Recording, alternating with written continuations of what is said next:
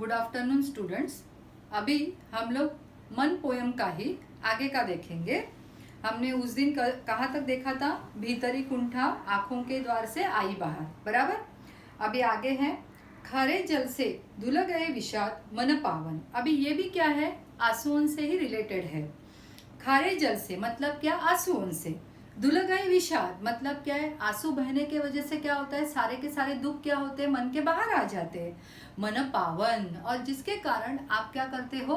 अपना मन कैसे हो जाता है? शुद्ध हो जाता है, पावन हो जाता है। मतलब क्या है? कभी कभी व्यक्ति की सारी इच्छाएं पूर्ण नहीं होती और तभी वो क्या होता है? दुखी होता है, और उसके कारण उसके आंखों से क्या बहने लगते हैं? उसके आंसू बहने लगते हैं। लेकिन वो आंसू बहने के ही वजह से उसका मन कैसे हो जाता है? शांत हो जाता है, मन एकदम पवित्र हो जाता है।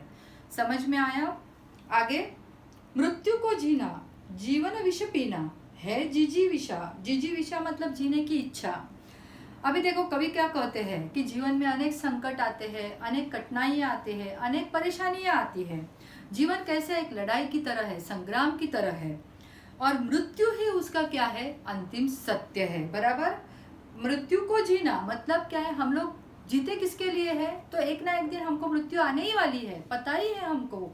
यही हमारे जीवन का क्या है? एंड है। फिर भी हम क्या करते हैं? जीवन के प्रति हमारा प्रेम कभी भी कम नहीं होता। हम लोग जीने की चाह हमेशा रखते हैं। ध्यान में आया? अभी आगे देखो क्या दिया है। मन की पीड़ा छाई बन बादल बरसी आंखें। अभी कवि क्या कहता है कि मन की पीड़ा मतलब क्या है? हम लोग जितने भी दुख होते हैं वो कहाँ दबा कर रखते हैं? मन में, बराबर ना। तो हृदय में दबा कर रखते हैं। छाई बन बादल, लेकिन जब वो सहन नहीं होती है तो वो किसका रूप लेती है? बादल की तरह रूप लेती है। मतलब जैसे कि पानी बहुत भर जाता है तो वो बादल के माध्यम से ही क्या होता है? धरती के ऊपर गिर जाता है। उसी तरह से जब हृदय की पीड़ा सहन नहीं होती है तब काले बादल बनकर आंसुओं के माध्यम से क्या करता है? हमारे आंखों से बहना शुरू हो जाता है। समझ में आया? मन की पीड़ा छाई बन बादल बरसी आंखें मतलब जब हृदय की पीड़ा सहन नहीं होती तो वो बादल बनकर क्या होती है? आंखों में छा जाती है और आंसुओं के रूप से बाहर आती है। चलती सात पटरियां रेल की फिर भी मौन मतलब क्या है कि जो रेल की पटरियां होती है ना, वो अनंत काल से एक साथ रहती है, लेकिन एक साथ रहती है, सिर्फ एक दूसरे से कभी बात नहीं करती। मनुष्य भी क्या है? मनुष्य को भी हमारे कर्तव्य जो है वो हमें करते रहना चाहिए उस पटरी की तरह, बराबर। लेकिन शिकायत का मौका कभी भी देना नहीं चाहिए, कर्तव्य अच्छे से निभाने चाहिए। देखो यहाँ पे है ना, कुछ भी अगर एग्जाम्पल दिया है तो भी उसका कंपैरिजन मनुष्य के परिस्थिति के साथ किया है। चलती साथ पटरियां रेल की फिर भी मौन मतलब क्या है? रेल की पटरियां एक साथ चलती है लेकिन कभी भी बातें नहीं करती। ये इसका एक सिंपल सा मीनिंग है। लेकिन इसको कंपेयर किसके साथ किया गया है? तो मनुष्य के परिस्थिति के साथ। जैसे कि मनुष्य का जीवन कैसे है? ऐसे ही है, हमको काम करते रहना ही चाहिए बस।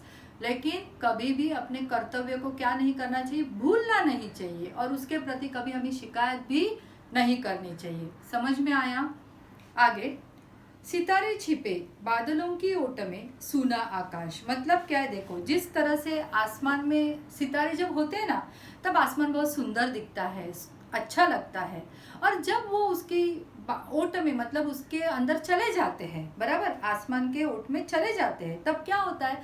आसमान एकदम सुना सुना लगता है, बराबर। ये हो गया उसका अर्थ। अभी उसको मनुष्य के साथ कैसे कंपेयर किया गया है? देखो, व्यक्ति भी क्या करता है? जीवन में कड़ी मेहनत करता है, लेकिन कभी कभी भाग्य उसका साथ नहीं देती, तब उसके जीवन में निराशा आ जाती है, उसके मन में वापस से सूनापन छा जाता है। समझ में आया? एक ध्यान में रखो, कहाँ पे भी यहाँ पे कनेक्टिविटी नहीं है। ये एक पैराग्राफ है, उसका एक थोड़ा सा अर्थ है और उसको जीवन के साथ कंपेयर किया गया है। तुमने दिए जिन गीतों को स्वर हुए अमर। कवि क्या कहते हैं कि ईश्वर ने हमें बहुत बड़ा दान दिया है, बराबर। और उन्होंने जिस भी क्या बोलते हैं ना, गीतों को शक्ति दी है, वो शक्ति किसको दी है? हमारे जीवन को दी है, जीवन रूपी गीत को दी है। और इसीलिए यह गीत बहुत अमर है। मतलब क्या है, हमारा जो जीवन है उसका कोई और छोर ही नहीं। मतलब क्या है, हम लोग जीवन में क्या है, बहुत अच्छा संगीत है, जीवन का संगीत हमारे साथ हमेशा क्या करते हैं, निकलता ही जाता है, हमारे साथ ही वो रहता है। कभी उसमें दुख के स्वर आते हैं, कभी उसमें सुख के स्वर आते हैं, लेकिन ईश्वर बड़ा दयालु है। वो हमेशा क्या करता है, इस जीवन रूपी जो गीत उसने रचा है उसमें वो हमेशा क्या करता है, हमको जीने की उम्मीद देता है। समझ में आया? अभी एंड, सागर में भी रहकर मछली प्यासी ही रही। मतलब क्या है, सागर में पानी बहुत होता है, लेकिन वो पानी कोई पी सकता है क्या? नहीं पी सकता है।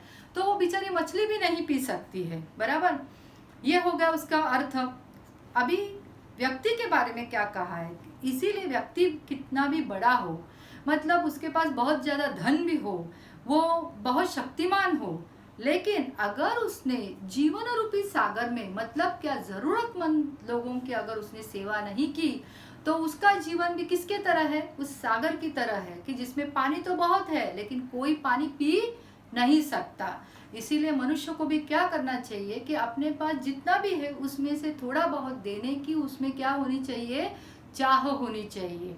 ये पूरे के पूरे पोयम में हमको यही बताया गया है कि एक्चुअल में नेचर में क्या है और उस नेचर से मनुष्य का जीवन कैसे इफेक्ट करता है, ये ध्यान में रखो। पूरे इसमें ये पोयम में यही बताया गया है। पोयम के लाइंस बहुत छोटे हैं, उसका अर्थ बहुत छोटा है, लेकिन आप लोगों को अपने जीवन के साथ उसका क्या रिलेशन है वो बताने को यहाँ पे आना चाहिए। समझ में आया? Okay, thank you.